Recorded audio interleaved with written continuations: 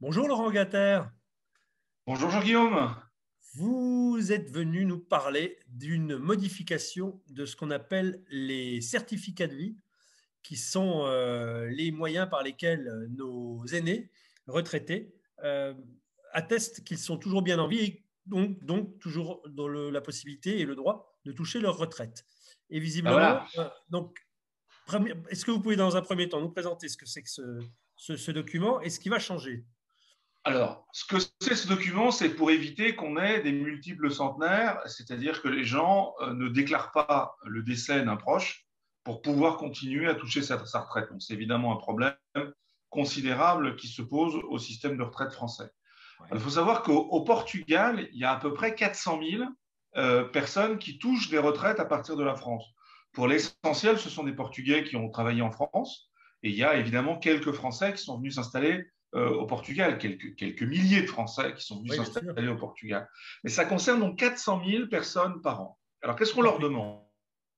On leur demande de présenter un document qu'il faut aller faire tamponner dans la Junta de Freguesia. C'est bien parce que c'est l'entité administrative la plus proche, la Junta de Oui, Freguesia. Vous imaginez s'il fallait aller à l'ambassade faire tamponner 400 000 fois le truc, ce ne serait oui, pas possible. oui. Donc au Portugal, c'est la Junta de Freguesia. Vous prenez ce document, vous le faites tamponner en bleu pour que après vous puissiez faire un scan et que le tampon se voit. Donc il faut demander à la Junta de tamponner ça en bleu.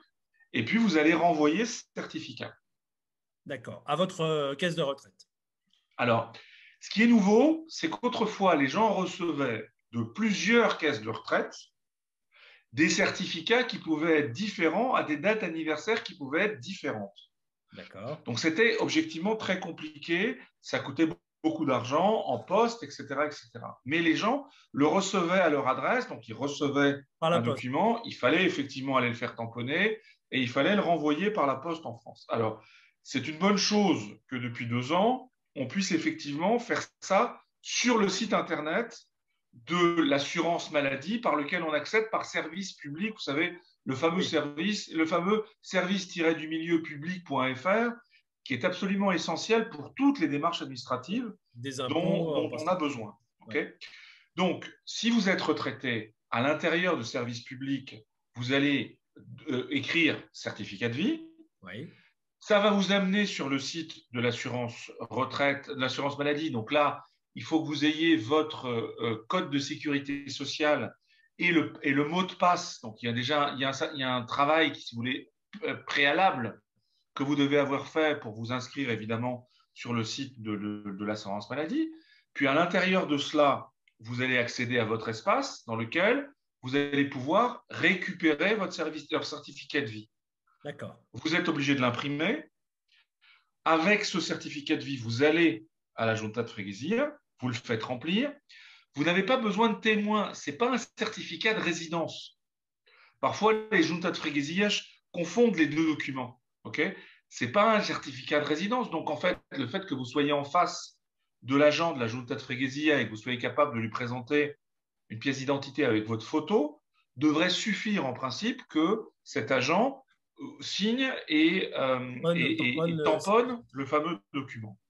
Vous rentrez chez vous, vous faites un scan, okay, de ce certificat et vous en faites un PDF parce qu'il ne faut pas qu'il fasse plus de 2 mégas. Donc, parfois, Oui. les gens, en plus, les téléphones portables maintenant ont une grosse résolution. Si vous faites une photographie avec une grosse résolution de votre certificat de vie, ça va faire un fichier assez important, il ne va pas passer. Donc, il Oui. faut que vous sachiez le convertir en PDF. La plupart des téléphones font ça correctement, la plupart des ordinateurs aussi, mais il faudra convertir ça en PDF. Est-ce que la plupart des retraités savent le faire? Parce que si les téléphones et les Ben, ça ordinateurs pose un savent vrai le faire, problème. est-ce que Ça les pose un vrai retraités, eux, savent problème. le Donc, faire? voilà. Donc, nous, les élus, on aide des retraités parfois qui n'arrivent pas à le faire. On les aide, par exemple, tout simplement à faire ce travail de convertir en PDF qui nous prend de 10 secondes chrono, hein, mais qui rend service aux gens. Alors, à partir de l'instant où vous avez ce document-là, vous allez donc le uploader, hein, le remettre sur la plateforme en question. Et puis, vous allez obtenir un récépissé, si vous voulez, c'est-à-dire un document qui vous dit oui, effectivement, à telle date, à telle heure, vous avez bien mis ce fichier. Bon, en principe, à partir de là, les caisses de retraite sont censées fonctionner les unes avec les autres. Donc, la procédure en soi est une bonne procédure. Qu'est-ce qui préoccupe nos compatriotes? Parce qu'on reçoit sur les réseaux sociaux énormément de demandes par rapport à cette question-là. La première chose, c'est que nos compatriotes doivent bien comprendre qu'ils ne vont plus recevoir ça par la poste. Oui. Donc, c'est à eux obligatoirement de se débrouiller pour aller sur ce fameux site pour recevoir le document. Puisque le document ne sera pas non plus envoyé par email. Hein, il ne sera pas envoyé par email, il n'y aura le pas retraité doit aller proactive. Voilà. Il faut aller le chercher. Voilà. Et vous avez un seul mois au minimum. Alors, on essaye de nous expliquer maintenant que dans certaines caisses, ça va être plus que ça. Mais le décret est extrêmement clair. Si au bout d'un mois, vous n'avez pas envoyé votre document, eh bien, effectivement, votre retraite est suspendue. Ouais. Donc, ce qui risque de se passer, c'est pour ça qu'on alerte la population, et je vous remercie de m'aider à le faire, ce qui risque de se passer, c'est qu'on va avoir dans un mois, dans 2 mois, un nombre important de compatriotes qui vont nous appeler en nous disant « j'ai pas reçu ma retraite, pourquoi ?» Et là, on va leur expliquer « bah oui, vous n'avez pas été chercher votre fameux certificat sur le site, machin, etc. etc.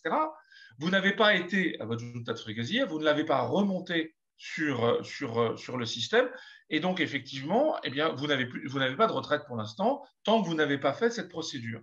Voilà, donc on n'est pas dans une période parfaitement normale qui permet de partir, je dirais, la fleur au fusil en disant au bout d'un mois, on vous supprimera votre retraite. Alors, la députée essaie de nous expliquer que ce n'est pas exactement comme ça et on n'a pas bien compris le document. C'est absolument clair et écrit dans le décret. On n'a absolument rien contre le principe du certificat de vie. C'est très important que l'État puisse vérifier l'existence des gens. On espère d'ailleurs que ça sera fait d'une manière automatique entre pays européens, c'est-à-dire qu'effectivement, quand on décède au Portugal, on ne décède pas dans un coin. Il y a bien entendu un certain nombre de documents et de vérifications qui sont faites.